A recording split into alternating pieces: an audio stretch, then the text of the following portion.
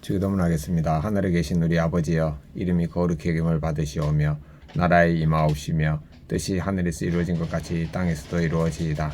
오늘 우리에게 일용할 양식을 주옵시고 우리가 우리에게 죄 지은 자를 사하여 준 것 같이 우리의 죄를 사하여 주옵시고 우리를 시험에 들게 하지 마옵시며 다만 악에서 구하옵소서. 나라와 근세와 영광이 아버지께 영원히 싸움나이다. 아멘. 찬송가 486장 찬양 드리겠습니다. 주 예수님 은혜를 내려주사 고충 많게 하옵소서. 이 줄이고 목마른 나의 맘에 주 성령님 부으셨네. 주 예수님 충만한 은혜 내 영혼에 부으소서.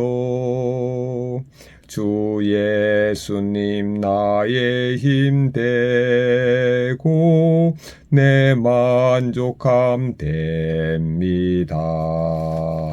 아멘. 하나님의 말씀 마가복음 13장 28절부터 37절입니다. 무화과 나무의 비유를 배우라. 그 가지가 연하여지고 잎사귀를 내면 여름이 가까운 줄 아나니 이와 같이 너희가 이런 일이 일어나는 것을 보거든 인자가 가까이 곧 문 앞에 이른 줄 알라. 내가 진실로 너희에게 말하노니 이 세대가 지나가기 전에 이 일이 다 일어나리라. 천지는 없어지겠으나 내 말은 없어지지 아니하리라. 그러나 그날과 그때는 아무도 모르나니 하늘에 있는 천사들도 아들도 모르고 아버지만 아시느니라. 주의하라, 깨어있으라. 그때가 언제인지 알지 못함이라. 가령 사람이 집을 떠나 타국으로 갈 때에 그 종들에게 권한을 주어 각각 사물을 맡기면 문지기에게 깨어있으라 명한과 같으니 그러므로 깨어있으라. 집주인이 언제 올런지 혹 저물 때일런지 밤중일런지 다구울 때일런지 새벽일런지 너희가 알지 못함이라. 그가 호련히 와서 너희가 자는 것을 보지 않도록 하라. 깨어있으라. 내가 너희에게 내가 하는 이 말은 모든 사람에게 하는 말이니라 하시니라. 묵상하겠습니다. 28절부터 29절.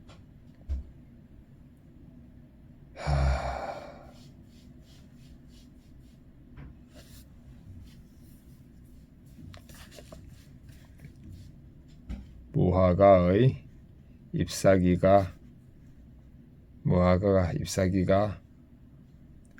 잎사귀를 내면 여름이 가까운 줄 아는 것처럼 재난이 일어나면은 예수님이 곧 문 앞에 이른 줄 알라고 말씀하셨습니다. 30절부터 32절. 이 세대가 지나가기 전에 재난이 일어날 것을 말씀하셨네요.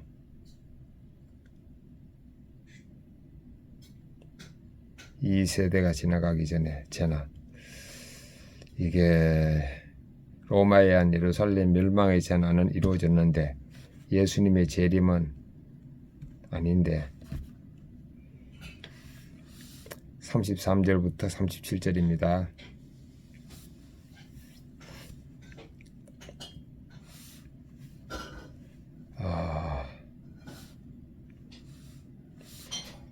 그러니까 예수님의 재림이든지 내가 죽어서 예수님께 가는 것이든지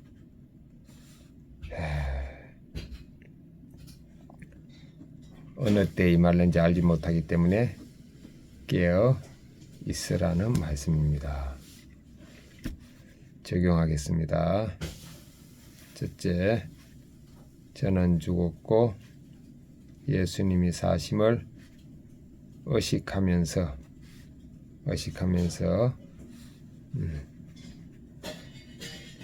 깨어있는 오늘이 되겠습니다.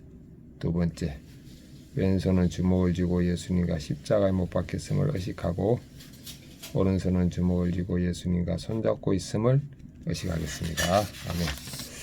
본문 해설 28, 29절 무화과 나무의 가지가 연해지고 잎사귀를 내면 여름이 가까운 줄 알 수 있듯이 해와 달과 별이 떨어지는 같은 큰 환란은 예수님 가까이 올수록 징조입니다. 그런데 우리는 당장 질장 잃고 건강이 나빠지며 형편이 어려워지면 예수님 만날 기쁨보다 걱정보다 없습니다.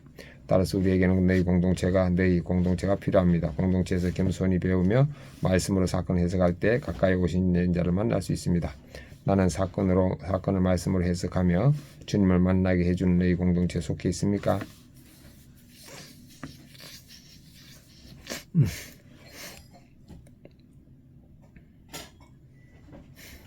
현재 공동체는 모교모임 공동체네. 주여. 30절 32절 예수님이 말씀하신 종말의 사건은 반드시 다 일어날 것입니다. 그런데 그날과 그때는 아무도 모르고 오직 아버지 하나님만이 아십니다. 천사들도 모르고 심지어 예수님도 모르십니다. 예수님도 모르는 그때를 내가 알려고 애쓰는 것은 교만입니다.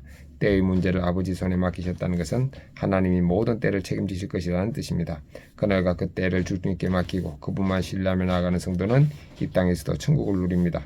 내가 궁금해하는 그날과 그때는 무엇입니까? 때를 아시는 주님을 굳게 신뢰합니까? 아멘.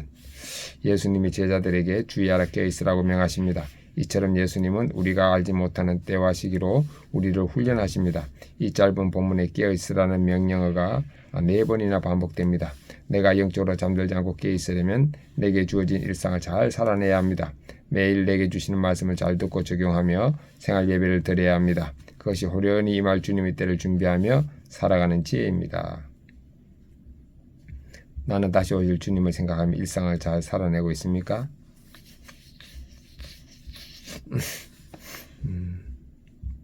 다시 오실 주님을 생각하는 것이 아니고 지금 저와 함께 있는 주님을 의식하며 오늘 하루를 살겠습니다. 기도하기. 환난의 때 말씀으로 피할 수 있는 너희 공동체를 주셔서 감사합니다.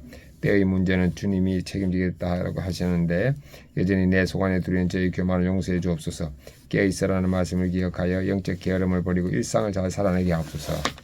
깨어있지 못한 종 신의 하나님, 제가 다니는 회사에서는 매년 대표님과 함께 정기적으로 여행을 갑니다. 그로 인해 주일 성수를 못한 적이 있는 저는 올해는 주일을 지키고자 저를 빼고 가시라고 말씀드렸습니다. 그러자 회사에서는 이런 저를 배려해 토요일에 돌아온 일정으로 여행을 계획했습니다. 그래서 저도 같이 가기로 했습니다. 그런데 여행을 가는 그 주간에 교회에서 특별 새벽 기도가 있었습니다. 월요일부터 수요일까지 기도에 참석해 공동체 지체들 위해 기도하다 보니 소그룹 리더로서 끝까지 예배의 자리를 지키지 못한 것이 마음에 걸렸습니다. 또 한편으로 여행을 가기 싫기도 했습니다. 그러다 여행 첫날 점심에 문제가 발생했습니다. 대표님의 정치 관련 질문에 답하다가 마찰을 빚은 것입니다. 오늘 예수님은 깨어있으라고 3번이나 말씀하시는데 정작 저는 주의가 필요한 상황임에도 그를 하지 못했습니다. 조용히 듣고만 있어야 하는데 대표님이 교회에 대해 안 좋게 말씀하시니 흥분하여 언성을 높였습니다. 그때부터 대표님이 저를 3일 내내 아침부터 저녁까지 앉혀놓고 연설하셨고 저는 종일 긴장하며 들을 수밖에 없었습니다. 처음 입사할 때는 간절한 마음으로 이 산지를 제게 주세요. 질서에 순종하고 맡기실 최선을 다해 주님을 욕되게 하지 않겠습니다. 라고 기대했었습니다. 그런데 시간이 일수록 주님이 제게 맡기신 자리가 종의 자리임을 잊고 편하게 지내니 영적 무기력에 빠져 쿨쿨 자고 있음을 깨달았습니다. 이 일이 주님이 다시 찾아오시는 징조의 사건임을 알고 날마다 말씀으로 저 자신을 돌아보며 깨어있기를 원합니다. 앞으로는 질서에 순종하여 호련히 임할 주님의 때를 준비하며 살겠습니다. 적용일 업무를 시작하기 전에 회사를 위해 기도하고 직무를 잘 감당하도록 강구하겠습니다. 적용이 대표님이 교회를 조롱하는 말을 하시더라도 흥분하지 않고 지혜롭게 답하겠습니다. 아멘. 지혜 적용을 확인하겠습니다. 저는 죽고 예수님 사심 의식하면서 깨어있는 오늘이 되겠습니다. 왼손은 주물 주고 예수님의 십자가에 못 박혔음을 의식하고 오른손은 주물 주고 예수님의 손잡고 있음을 의식하겠습니다. 아멘.